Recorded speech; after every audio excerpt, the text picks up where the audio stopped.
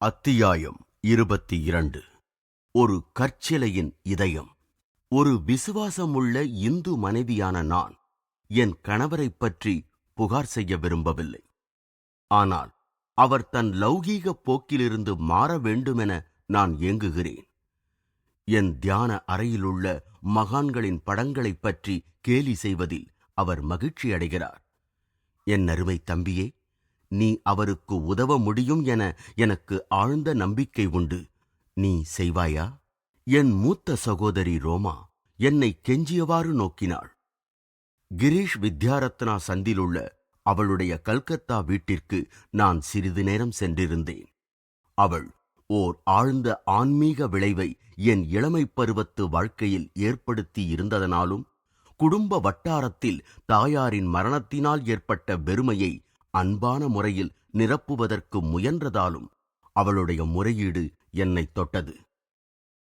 அன்பான அக்கா, என்னால் முடிந்ததை நான் அவசியம் செய்வேன்.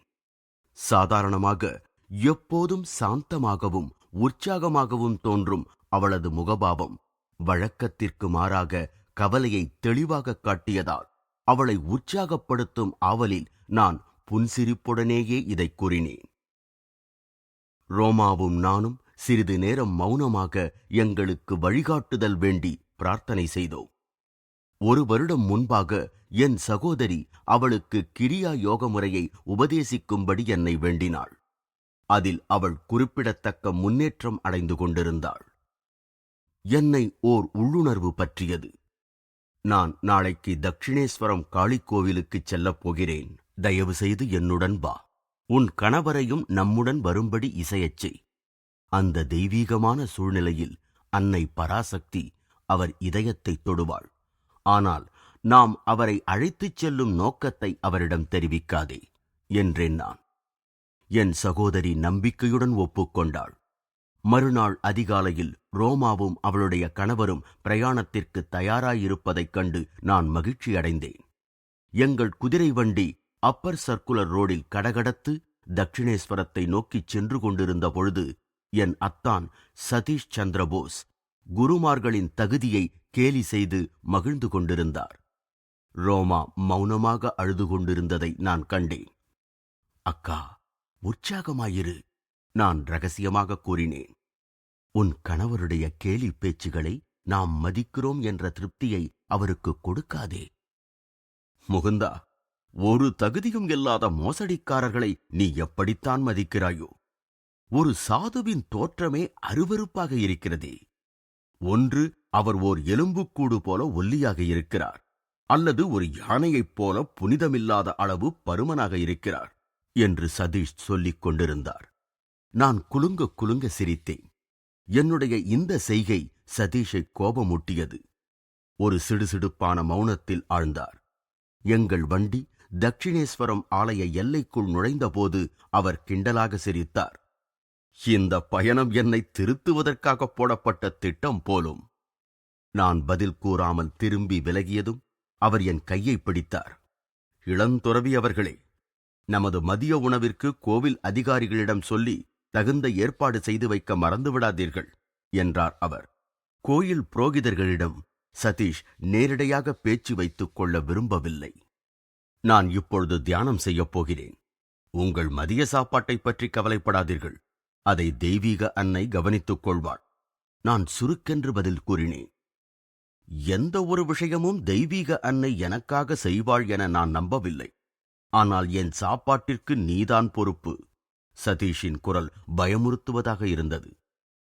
காளியின் பெரிய கோயிலின் முன்னால் இருக்கும் முற்றத்தை நோக்கி நான் தனியாகச் சென்றேன். ஒரு தூணின் அருகில் நிழல் படர்ந்த இடமாக பார்த்து பத்மாசனமிட்டு அமர்ந்தேன். அப்பொழுது காலை மணி 7 என்றாலும் வெகு சீக்கிரத்தில் காலை வெயில் தாங்க முடியாததாகிவிடும். நான் இறை உணர்வில் மூழ்கியதும் உலகம் மறைந்தது. காளி மாதாவிடத்தில் என் மனம் ஒன்றியது. தட்சிணேஸ்வரத்தின் இதே கோயிலில் அவள் சிலை மிக பெரிய மகான் ஸ்ரீ ராமகிருஷ்ண பரமஹம்சரால் விசேஷ பக்தியுடன் ஆராதிக்கப்பட்ட ஒன்று. கதறி கூப்பிட்ட அவருடைய குரலுக்கு அந்த கச்சிலையாள் அடிக்கடி உயிருள்ள ஜீவனாக வந்து அவருடன் உரையாடியிருக்கிறாள். நான் பிரார்த்தித்தேன். கல்லாகத் தோன்றும் மௌனத்தாயே, உன் பிரிய பக்தன் ராமகிருஷ்ணரின் பிரார்த்தனைக்கு செவிமடுத்து நீ ஜீவனுள்ளவளாக ஆனாய். அழுது புலம்பும் உன்னுடைய இப்பிள்ளையின் ஏக்கத்தை நீ ஏன் செவிமடுக்க மறுக்கிறாய்? என் பேரார்வம் ஒரு தெய்வீக அமைதியுடன் எல்லையற்று விரிந்தது. இருப்பினும் 5 மணி நேரம் ஆன பின்பும் நான் என் உள்மனத்துள் உருவகப்படுத்திக் கொண்ட அம்பாளிடமிருந்து எந்த பதிலும் இல்லாததால் எனக்கு கொஞ்சம் மனத்தளர்வு ஏற்பட்டது. சில சமயம் பிரார்த்தனைகள் நிறைவேறுவதில் தாமதமாவது கடவுளின் சோதனையால்தான். ஆனால் உறுதியான பக்தனுக்கு அவன் பிரியமாகக் கொள்கிற எந்த வடிவிலும் அவர் கடைசியாகத் தோன்றுகிறார். இறைப்பற்றுள்ள ஒரு கிறிஸ்துவன் இயேசுவைக் காண்பான். ஓர் இந்து கிருஷ்ணனை அல்லது அன்னை காளியைக் காண்பான். அல்லது அவன் அருவ வழிபாடு செய்பவனாயின் விரியும் ஒளியைக் காண்பான். நான் விருப்பமே இல்லாமல் கண்களை திறந்தேன். மதிய நேரத்தில் மூடும் வழக்கப்படி ஒரு புரோகிதர் கோயில் கதவுகளை மூடிக்கொண்டிருந்தார். நான் முன்வாயிலில் தனிமையில் இருந்த என் இடத்தை விட்டு எழுந்து முற்றத்தில் இறங்கினேன். உச்சி வெயிலில் அதன் கருங்கல் தரை தகித்துக் கொண்டிருந்தது. என் வெறும் பாதங்கள் கொப்பளித்து வேதனையை தந்தன. தாயே பராசக்தி, நான் மௌனமாக முறையிட்டேன். எனக்கு நீ தரிசனம் தரவில்லை. இப்போது நீ இக்கோயிலில் மூடிய கதவுகளுக்குப் பின்னால் ஒளிந்து கொண்டு விட்டாய். நான் என் அத்தானுக்காக உன்னிடம் இன்று ஒரு விசேஷ பிரார்த்தனை செய்ய வேண்டும் என்றிருந்தேன். நான் மனத்திற்குள் செய்து கொண்ட விண்ணப்பம் உடனே ஏற்றுக்கொள்ளப்பட்டது. முதலில் ஓர் ஆனந்தமான குளிர்ந்த அலை என் முதுகிலும் கால்கள் அடியிலும் இறங்கி எல்லா அசௌகரியத்தையும் நீக்கியது. பிறகு நான் அதிசயிக்கும்படி அக்கோயில் மிக விரிந்து பறந்தது. அதன் பெரிய கதவு மெல்ல திறந்த வண்ணம் காளி அன்னையின் உருவத்தைக் காட்டியது. கொஞ்சம் கொஞ்சமாக அந்த சிலை உயிர்த்தோற்றம் கொண்டு புன்சிரிப்பு சிரித்தவாறு என்னை வாழ்த்துவது போன்று தலையசைத்தது. வர்ணிக்க முடியாத ஆனந்தத்தில் என் உடலெல்லாம் புல்லரிக்கச் செய்தது. ஒரு மாய பீச்சாங்குழலால் இழுக்கப்பட்டது போல் என் சுவாச கோசங்களிலிருந்து மூச்சு வெளியே இழுக்கப்பட்டது. என் உடல் அசைவற்றிருந்த போதிலும் உணர்ச்சி இல்லாமல் இல்லை. பிறகு என் உணர்வு ஒரு பரவச நிலையில் விரியத் தொடங்கியது. என் இடப்பக்கத்தில் கங்கை நதியில் பல மைல்கள் வரை என்னால் தெளிவாகக் காண முடிந்தது. கோயிலுக்கு அப்பாலும் தட்சிணேஸ்வரத்தின் சுற்றுப்புற பிரதேசங்கள் முழுவதையும் காண முடிந்தது. எல்லா கட்டிடங்களின் சுவர்களும் ஊடுருவித் தெரியும்படி மின்னின. அவைகளின் மூலமாக ஜனங்கள் வெகு தொலைவில் இங்குமங்குமாக நடப்பதைக் காண முடிந்தது. நான் மூச்சற்று இருந்தாலும், என் உடல் அதிசயமான முறையில் அமைதியுற்று இருந்தாலும், நான் என் கைகால்களை நன்கு அசைக்க முடிந்தது. பல நிமிடங்களுக்கு கண்களை மூடித் திறந்து பரிசோதனை செய்து பார்த்தேன். 2 நிலைகளிலும் என்னால் தட்சிணேஸ்வரத்தின் பரந்த காட்சி முழுவதையும் தெளிவாகக் காண முடிந்தது. ஞானப் பார்வை எக்ஸ்ரேவை போல் எல்லா பொருட்களையும் ஊடுருவ வல்லது. ஞானக்கண் சுற்றளவே இல்லாதவாறு எங்கும் மையமாகவே விளங்குகிறது.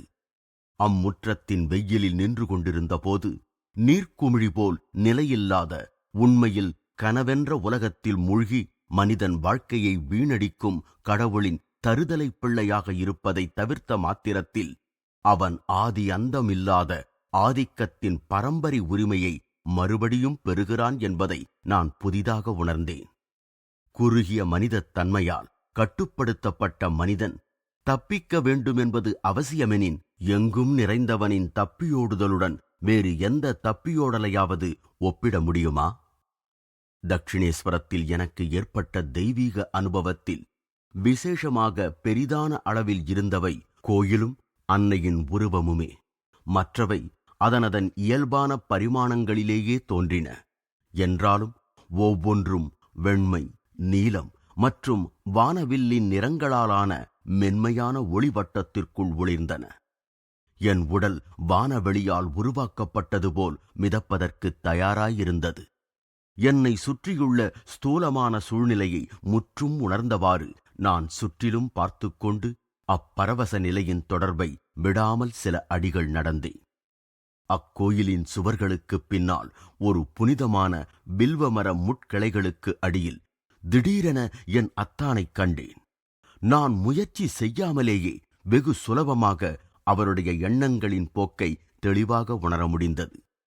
தட்சிணேஸ்வரத்தின் தெய்வீக சூழ்நிலையில் அவரது மனம் கொஞ்சம் உயர்ந்திருந்தாலும் இன்னும் என்னை பற்றி தவறாகவே எண்ணியவாறிருந்தது. நான் பராசக்தியின் திவ்ய ரூபத்தை நோக்கி நேராகத் திரும்பினேன். அன்னை பராசக்தி, நான் துதிக்கலானேன். என் அக்காவின் கணவரை ஆன்மீக வழியில் திருப்ப மாட்டாயா? இவ்வளவு நேரம் மௌனமாக இருந்த அந்த திவ்ய உருவம் கடைசியில் பேசியது. உன் விருப்பம் நிறைவேற்றப்படும். நான் மகிழ்ச்சியுடன் சதீஷை நோக்கினேன். ஏதோ ஒரு திவ்ய சக்தி செயல்படுவது உள்மனத்திற்கு தோன்றியது போல் தரையில் உட்கார்ந்திருந்த அவர் ஆத்திரத்துடன் எழுந்தார். நான் அவர் கோயிலுக்கு பின்னால் ஓடி வருவதை பார்த்தேன். அவர் தன் முட்டியை குலுக்கியவாறு என்னை நோக்கி வந்தார். எல்லாவற்றையும் தழுவிய அக்காட்சி மறைந்தது. நான் பராசக்தியின் திவ்ய ரூபத்தை காண முடியவில்லை. கோயில் அதன் ஊடுருவும் தன்மையை இழந்து அதன் சாதாரண பரிமாணங்களை மீண்டும் பெற்றது. மறுபடியும் என் உடல் அக்கடுமையான வெயிலில் வதங்கியது. நான் முன்வாசலில் நிழலிற்கு குதித்தோடினேன். சதீஷும் கோபத்துடன் என்னை தொடர்ந்தார். நான் என் கடிகாரத்தை நோக்கினேன். மணி 1 இருந்தது. அந்த தெய்வீக காட்சி 1 மணி நேரம் நீடித்திருந்தது. முட்டாள் பயலே! என் அத்தான் கத்தினார். கால்களை குறுக்காகவும் கண்களை கோணலாகவும் வைத்துக் கொண்டு அங்கு நீ மணிக்கணக்கில் உட்கார்ந்து கொண்டிருந்தாய். நான் உன்னை கவனித்துக் கொண்டு முன்னும் பின்னுமாக அலைந்து கொண்டிருந்தேன். நம் சாப்பாடு எங்கே? கோயிலும் இப்போது மூடியாகிவிட்டது. நம்மை பற்றி கோயில் அதிகாரிகளிடம் நீ சொல்லி வைக்க தவறிவிட்டாய். நம் மதிய சாப்பாட்டிற்கு ஏற்பாடு செய்ய மிகவும் நேரமாகிவிட்டது. பராசக்தியின் முன்னிலையில் நான் அடைந்த பரவச நிலை இன்னும் என்னுள் நீடித்திருந்தது. நான், அன்னை பராசக்தி நமக்கு உணவளிப்பாள் எனக் கூறினேன். முதலும் கடைசியுமாக சொல்லுகிறேன், சதீஷ் சத்தம் போட்டார். முன்னேற்பாடு எதுவுமில்லாமல் உன் அன்னை பராசக்தி நமக்கு இங்கு உணவளிக்கிறாளா என்று நான் பார்க்கிறேன். அவர் சொல்லி முடிக்கக்கூட இல்லை. கோயில் புரோகிதர் ஒருவர் முற்றத்தைக் கடந்து எங்களுடன் சேர்ந்து கொண்டார். மகனே, அவர் என்னை நோக்கி கூறினார், நீ தியானத்தில் இருக்கும் பொழுது உன் முகத்தில் திவ்ய தேஜஸை கவனித்தேன். காலையில் உங்கள் குழு வந்ததையும் கண்டேன். உங்களுக்கு வேண்டிய அளவு மதிய உணவை தனியாக எடுத்து வைக்க வேண்டுமென்று எனக்கு விருப்பம் ஏற்பட்டது. முன்பே கோரிக்கை செய்யாதவர்களுக்கு ஆகாரம் அளிப்பது கோயிலின் சட்டத்திற்கு எதிரானது. ஆனால் உன் விஷயத்தில் நான் அதை தளர்த்திவிட்டேன். நான் அவருக்கு நன்றி கூறிவிட்டு நேராக சதீஷின் கண்களை நோக்கினேன். அவர் உணர்ச்சி கொந்தளிக்க தம் பார்வையை மௌனமான வருத்தத்துடன் தாழ்த்திக் கொண்டார். எங்களுக்கு பிரமாதமான விருந்து, பருவமில்லாத காலத்திய மாம்பழங்கள் உட்பட பரிமாறப்பட்ட பொழுது என் அத்தானுக்கு பசி மிக குறைவாக இருந்தது என்பதை நான் கவனித்தேன். அவர் எண்ணமென்ற கடலில் மூழ்கி குழப்பமடைந்திருந்தார். நாங்கள் கல்கத்தாவிற்கு திரும்பும் பயணத்தில் சதீஷ் மென்மையான பாவத்துடன் அவ்வப்பொழுது என்னை கெஞ்சிய பார்வையுடன் பார்த்தார். ஆனால் சதீஷுடைய சவாலுக்கு விடையளிக்கும் விதத்தில் புரோகிதர் எங்களை சாப்பிட அழைத்த மறுகணத்திலிருந்து அவர் ஒரு வார்த்தை கூட பேசவில்லை. அடுத்த பிற்பகல் நான் என் சகோதரி வீட்டிற்குச் சென்றேன். அவள் பிரியத்துடன் என்னை வரவேற்றாள். அருமை தம்பி, அவள் ஆனந்த கண்ணீருடன் கூறினாள். என்ன அற்புதம்! நேற்று மாலை என் கணவர் என் முன் வெளிப்படையாகவே அழுதார். அன்புள்ள தேவி, உன் சகோதரனின் இந்த சீர்திருத்த திட்டம் ஒரு பெரிய மாறுதலை செய்தது குறித்து நான் சொல்லனா மகிழ்ச்சி அடைகிறேன். நான் உனக்கு செய்த அநியாயங்களுக்கெல்லாம் பிராயச்சித்தம் செய்யப் போகிறேன். இன்றிரவிலிருந்து நம் பெரிய படுக்கை அறையை பிரார்த்தனை செய்ய மட்டுமே உபயோகிப்போம். உன் சிறிய தியான அறை நம் படுக்கை அறையாக மாற்றப்படும். உன் சகோதரனை கேலி செய்தேனே என்று நான் உண்மையாகவே வருத்தப்படுகிறேன். நான் வெட்கக்கேடான முறையில் நடந்து கொண்டதற்காக நான் ஆன்மீக வழியில் முன்னேறும் வரையில் முகுந்தனிடம் பேசாமலிருந்து என்னை தண்டித்துக் கொள்ளப் போகிறேன். இப்போதிலிருந்து தீவிரமாக தெய்வீக அன்னையை நாடுவேன். என்றாவது நான் அவளை நிச்சயம் கண்டே தீர வேண்டும் என்றார். பல வருடங்களுக்குப் பிறகு 1936 நான் டில்லியில் சதீஷைக் காணச் சென்றிருந்தேன். அவர் ஆத்ம சாதனையில் வெகு தூரம் முன்னேறி அன்னை பராசக்தியின் தரிசனத்தின் அருளும் பெற்றிருந்ததைக் கண்டு நான் மற்றற்ற மகிழ்ச்சி அடைந்தேன். நான் அவருடன் தங்கியிருந்த பொழுது ஒவ்வொரு இரவின் பெரும் பாகத்தை அவர் இரகசியமாக ஆழ்ந்த தியானத்தில் கழிப்பதைக் கண்டேன். ஆனாலும் அவர் மிகவும் நோய்வாய்ப்பட்டிருந்தார். மேலும் பகலில் காரியாலயத்தில் வேலையிலும் ஈடுபட்டிருந்தார். என் அத்தானுடைய வாழ்நாள் இனி அதிகமில்லை என்ற எண்ணம் எனக்கு தோன்றியது. ரோமா என் மனதை புரிந்து கொண்டு விட்டாள். அருமை தம்பி, நான் ஆரோக்கியமாக இருக்கிறேன். என் கணவர் உடல் நலமில்லாமல் இருக்கிறார். ஆனாலும் ஓர் இந்து பத்தினியைப் போன்று நான் தான் முதலில் இறப்பேன். இதை நீ தெரிந்து கொள். அதற்கு அதிக காலம் ஆகாது என்றாள். அவளுடைய தீய நிமித்தச் சொற்களைக் கேட்டு நான் திடுக்கிட்டேன். எனினும் அதன் கடும் உண்மை எனக்கு புரிந்தே இருந்தது. அவளுடைய முன்னறிவிப்பின்படியே 18 மாதங்கள் கழித்து என் சகோதரி இறந்த பொழுது நான் அமெரிக்காவில் இருந்தேன். என் கடைசி தம்பி விஷ்ணு பிறகு எனக்கு விவரங்களைக் கூறினான். ரோமாவின் மரணத்தின் போது அவளும் சதீஷும் கல்கத்தாவில் இருந்தார்கள். விஷ்ணு கூறினான். அன்று காலை அவள் மணப்பெண்ணைப் போல பிரமாதமாக உடையணிந்திருந்தாள். என்ன இன்று விசேஷ அலங்காரம்? சதீஷ் விசாரித்தார். உலகில் இன்றுதான் நான் உங்களுக்கு கடைசியாக சேவை செய்யும் நாள், ரோமா பதிலளித்தாள். சிறிது நேரம் கழித்து அவளுக்கு மாரடைப்பு ஏற்பட்டது. அவளுடைய மகன் அவசரமாக மருத்துவ உதவிக்காக புறப்பட்ட பொழுது அவள் கூறினாள், மகனே, என்னை விட்டு போகாதே. அதனால் ஒன்றும் பிரயோஜனமில்லை. டாக்டர் வருவதற்குள் நான் போய்விட்டிருப்பேன். 10 நிமிடங்களுக்குப் பிறகு பக்தியுடன் தன் கணவரின் பாதங்களைப் பற்றியவாறு ரோமா முழு நினைவுடன் மகிழ்ச்சியாக தன் உயிரை எந்த உபாதையும் இல்லாமல் விட்டாள். தன் மனைவியின் மரணத்திற்குப் பிறகு சதீஷ் மிகவும் தனிமையடைந்து விட்டார். விஷ்ணு தொடர்ந்தான். ஒரு நாள் நானும் அவருமாக சிரித்துக் கொண்டிருக்கும் ரோமாவின் படத்தை பார்த்துக் கொண்டிருந்தோம். நீ ஏன் சிரிக்கிறாய்? சதீஷ் திடீரென்று அவர் மனைவி அங்கு இருப்பது போன்று கூவினார். எனக்கு முன் போவதற்கு ஏற்பாடு செய்து கொண்டதில் நீ சாமர்த்தியமாக இருந்தாய் என நீ நினைக்கிறாய். நீ என்னிடமிருந்து வெகுநாள் தனித்திருக்க முடியாதென்பதை நிரூபிக்கிறேன். சீக்கிரமே நான் உன்னுடன் சேர்ந்து கொள்வேன். இந்தச் சமயம் சதீஷ் உடல்நிலை முழுவதும் தேறி அவர் நல்ல ஆரோக்கியத்துடன் இருந்தார். ஆயினும் அந்த போட்டோவின் முன்பு அவருடைய அதிசயமான குறிப்புரைக்குப் பின் சீக்கிரமே வெளிப்படையான காரணம் இன்றியே அவர் மரணமடைந்தார். இவ்வாறு தீர்க்க தரிசனமாக எனது அன்பிற்குரிய சகோதரி ரோமாவும் சாதாரண உலகப்பற்றுள்ள மனிதனாக இருந்து தட்சிணேஸ்வரத்தில் மௌனமான யோகியாக உருமாற்றம் செய்யப் பெற்ற அவளது கணவர் சதீஷும் உயிர் துறந்தனர்.